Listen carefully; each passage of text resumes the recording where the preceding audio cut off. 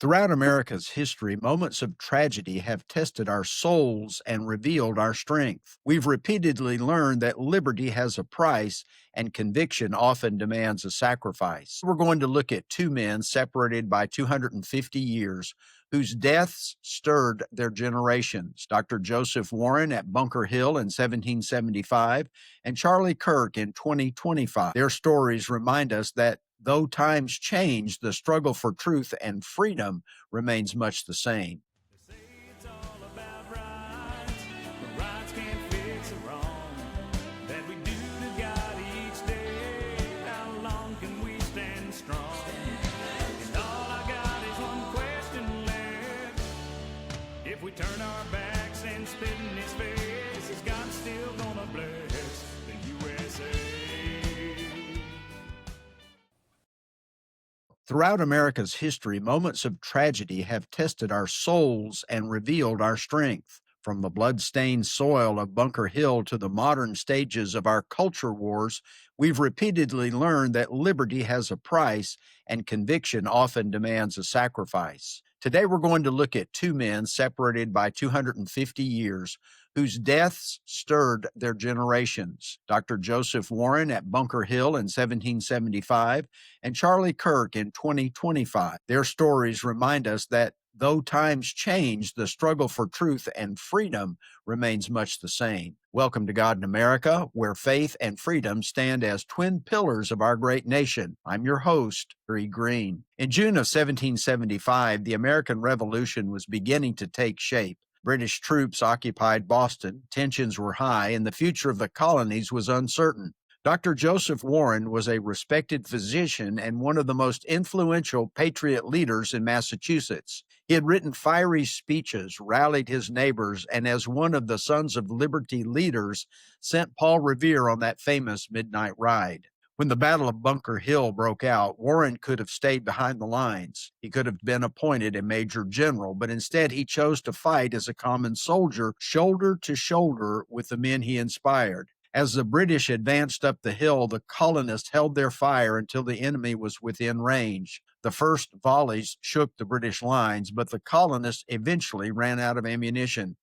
When the Redcoats surged again, Warren stayed to cover the retreat and was struck down in the final moments of the battle. News of his death spread quickly throughout the colonies. The shock was deep, but so was the resolve it awakened. Warren's sacrifice became a rallying cry. He was honored not because he sought glory, but because he gave up everything for the cause of freedom. His blood became seed, watering the roots of a nation that would soon declare independence. Even John Adams would later say that Warren's death poured forth a torrent of patriotic enthusiasm that nothing could extinguish.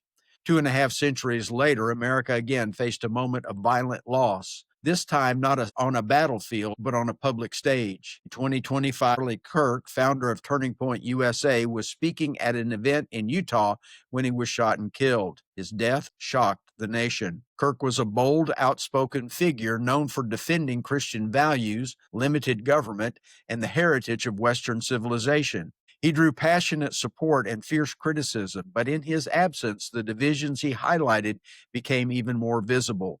For some, his assassination marked the loss of a fearless voice for faith and freedom. For others, it exposed the bitterness of modern politics and the dangers of unchecked hostility. Almost immediately, his supporters began gathering in prayer vigils across the country. Churches and campuses echoed with tributes. Social media lit up with calls to carry on his mission. Others, however, debated his tone, his tactics, and what his movement should mean without him. Where Warren's America had largely grieved together, Kirk's America grieved divided. Yet the question facing his advocates and all of us is timeless. What do we do with loss? Do we let it harden our hearts, or do we let it refine our purpose? The Bible and history have a way of turning loss into a lesson if we let them.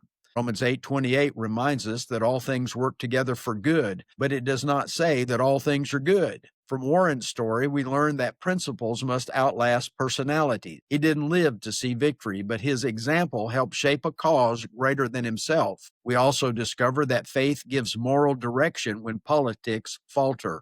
The patriots believed liberty was not just a human right, but a divine trust. Their courage came from the conviction that freedom's author was God himself. Finally, we learned that unity in grief can transform sorrow into strength. After Bunker Hill, the colonies were more determined than ever to stand together. In our time, we must ask whether we can do the same. We can look past our factions and remember that the foundation of America, the belief in God given liberty, is bigger than any one movement, party, or man. Both Dr. Joseph Warren and Charlie Kirk lived with conviction, one in the birth of the nation, the other in its cultural crossroads. Each faced opposition, controversy, and ultimately death during his mission. But their legacies challenge us to consider what we stand for. Are we willing to defend truth even when it costs us? Are we building movements anchored in faith or merely echo chambers of opinion? Are we turning our grief into gratitude for those who paved the way before us? The Apostle Paul wrote, "Be steadfast, immovable, always abounding in the work of the Lord, knowing that your labor is not in vain." That's the call to every generation, to live boldly for truth and to leave behind a witness that speaks even when we're gone. So whether we look back to Bunker Hill or to the challenges of our own century, one truth remains: a cause built on conviction, not convenience, will endure. From Bunker Hill to today's battleground of ideas, faith and freedom remain the twin pillars of America's story. I'm Perry Green. Thank you for listening to God in America. If you'd like to support our ministry, please visit godinamerica.com. That's the word God, the letter N, America.com. I want to encourage you to stay rooted in Scripture, stand firm in your convictions, and keep the light of living faith in the heart of our great nation burning.